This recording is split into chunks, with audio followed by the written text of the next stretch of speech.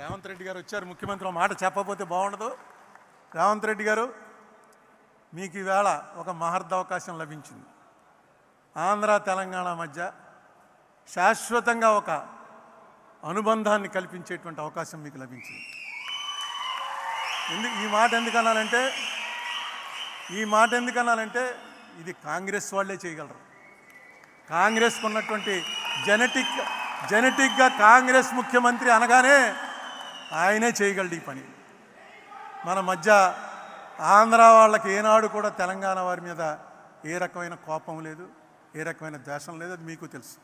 మీకు మా మీద కోపం వచ్చింది, దానికి ఒక కారణం ఉంది, అది మాకు తెలుసు. లేకపోతే పొన్నం ప్రభాకర్ నేను 5 ఏళ్ళు మాట్లాడుకోలే.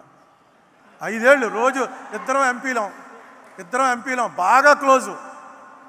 అలా మోహన్ చూసుకుని పక్క పోతూ రుద్రరాజు తండ్రి చచ్చిపోయిన రోజున మళ్ళీ వస్తే ఏం పొన్నం అంటే ఏం అరుణ అన్నాడు. ఏంటంటే కారణం రాజకీయ కారణాలు.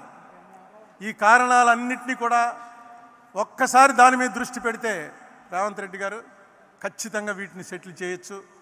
ఆంధ్ర తెలంగాణ ఓన్లీ టెక్నికల్గా 2 రాష్ట్రాలు తప్ప ప్రజలు మాత్రం ఒకటే అనే మెసేజ్ ఇవ్వగలరు.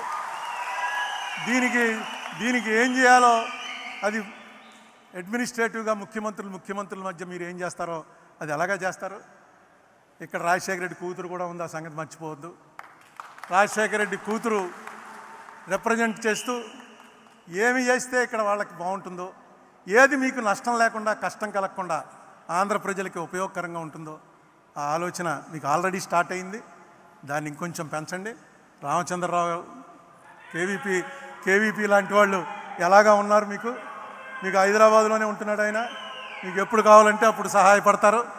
ఖచ్చితంగా ఈ క్రెడిట్